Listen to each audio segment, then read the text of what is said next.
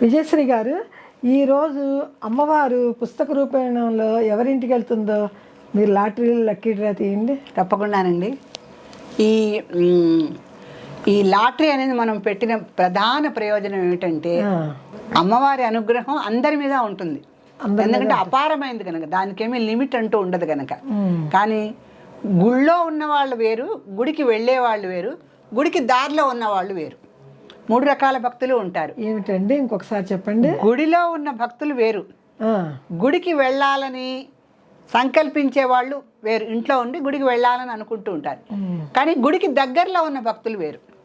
ఆ రకంగా అమ్మవారి కరుణ అందరిలో ఉంటుంది, కానీ ప్రప్రథమంగా తన క్షేత్రంలో ఉన్నటువంటి భక్తుల మీద ముందుగా ఉంటుంది. ఎందుకంటే ఆలయ క్షేత్రంలో ఉన్నటువంటి శక్తి వేరు, దాని ప్రభావం కూడా వేరు కనుక. అందుకనే మనం ఆలయంకి వెళ్తాం. లేకపోతే ఇంట్లో కూడా దేవుడు ఉంటాడు కదా మన పూజా మందిరంలో మనకి. కానీ క్షేత్ర మహిమ అనేది ఉంటుంది కనుక అమ్మవారు క్షేత్రజ్ఞ పాలిని. ఆవిడ క్షేత్రం ఆవిడదే, క్షేత్రం గురించి తెలిసిన మనిషి కూడా ఆవిడే, క్షేత్ర పాలిని కూడా ఆవిడే. క్షేత్రజ్ఞ పాలిని అనే లలితా సహస్రనామాన్ని చూసి భక్తులందరికీ ఆవిడ కరుణ ఉన్నప్పటికీ కూడా క్షేత్ర మహత్యం తప్పనిసరిగా ఉంటుంది కనుక ముందుగా అమ్మవారు ఎవరిని తన క్షేత్రంలోకి లాక్కుంటోందో తెలియాలనే ఉద్దేశంతోనే మనం ఈ లాటరీ పెట్టాము. కాకపోతే అందరూ ఆ క్షేత్రంలోకి చేరుకునేవారే, అందరికీ ఆవిడ అనుగ్రహం తప్పనిసరిగా లభించాల్సిందే. దాని వరకు మనం మొదటి నుంచి కూడా హామీ ఇస్తూ వచ్చాము. పుస్తకాలకి తొందరపడద్దమ్మా, అందరికీ లభిస్తాయి. దాని గురించే మేము ఇదివరకు వారానికి 2 సార్లు లాటరీ తీసేవాళ్ళం. ఇప్పుడు రోజు కూడా లాటరీ తీయటం ప్రారంభించాం. ఎందుకంటే భక్తుల యొక్క ఆసక్తి, వేదన, వారు పడుతున్న తపన ఇవన్నీ గమనించి మేము మా కృషిని ఇంకొంచెం ఎక్కువ చేసుకున్నాం. ఏ విధంగా అంటే రోజు లాటరీ తీయటం వల్ల ఆ పుస్తకం పొందాలని తపన పొందే వాళ్ళకి అవకాశాలు ఎక్కువ అవుతాయి కదా. ఈ విధంగా మీకు సహాయపడదామనే ఉద్దేశంతో వారానికి 2 రోజులు తీసే లాటరీ రోజు కూడా తీస్తున్నాము.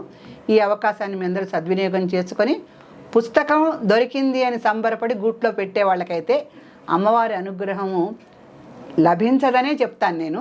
ఎందుకంటే పుస్తకం కొనాలి, తీసుకోవాలి, చదవాలి అనేటువంటి ఆసక్తి ఎంత ఉందో పుస్తకం దొరికిన తర్వాత దాన్ని ద్విగుణీకృతం చేసుకోండి. మీరు పుస్తకం వచ్చింది, ఇంకా దీంట్లో ఫలితాలు, నామపారాయణలు, మంత్రజపాలు ఏ విధంగా చెప్తున్నారు, దాని ప్రకారం మనం చేసి ఈ ఫలితాన్ని సాధించాలనే పట్టుదలతో నమ్మకంగా శ్రద్ధగా నామపారాయణ చేయండి, ఫలితాలని పొందండి. ఆ శ్రీమాత అనుగ్రహానికి పాత్రలు కండి. శ్రీమాత్రే నమః. శ్రీమాత్రే నమః.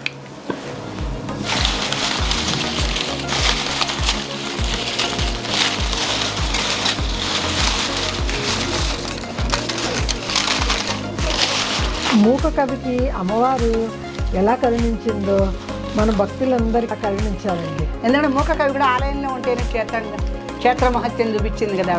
మూక కవి కూడా ఆలయానికి వెళ్ళి కూర్చుంటేనే తనకు అబలం ఇచ్చింది. అలాగే మీరందరూ కూడా ప్రస్తుతం అమ్మవారి క్షేత్రంలో చేరుకున్నవారు, దారిలో ఉన్నవారు అందరూ ఉన్నారు. అందరికీ తప్పనిసరిగా పుస్తకం లభిస్తుంది. కొంచెం సమయం పడుతుంది, కాస్త ఓపికగా వేచి ఉండండి, గ్రంథాన్ని పొందండి.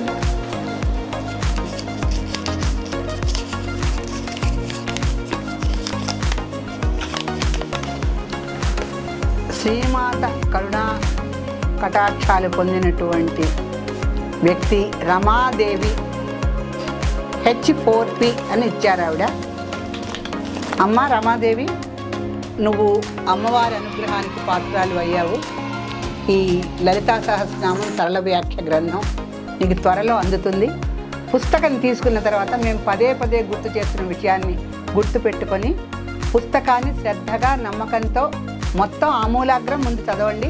తర్వాత మీ సమస్యకి ఏ మంత్రం ఉందో దాంట్లో చూసుకొని అది గుర్తు పెట్టుకొని రోజు శ్రద్ధగా 108 సార్లు చదివి తర్వాత దాన్ని ఎర్రటి ఒక వస్త్రంలో చుట్టి పవిత్రంగా ఆ పూజా మందిరంలో ఒక పక్కన పెట్టుకోండి. ఎందుకంటే మనకి కల్పవృక్షము, కామధేను అని వింటూ ఉంటాం. కోరిన కోరికలన్నీ తీర్చేది. అలాగే లలితా సహస్రనామంలో 1000 నామాలు కూడా కామధేను వంటివే. ఎవరికి ఏ వరం కావాలో అది ఆవిడ తప్పనిసరిగా లలితాదేవికి తీరుతుంది. ఆ నమ్మకంతో గ్రంథాన్ని తీసుకోండి.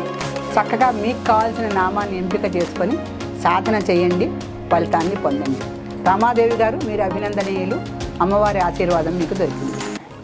రమాదేవి గారు చాలా అదృష్టవంతులండి. మూక పంచసతి మొదలు పెడుతున్నాము, ఫస్ట్ మీకే వచ్చింది అంటే అమ్మవారి కృప మీ మీద ఎంతో ఉంది కదా.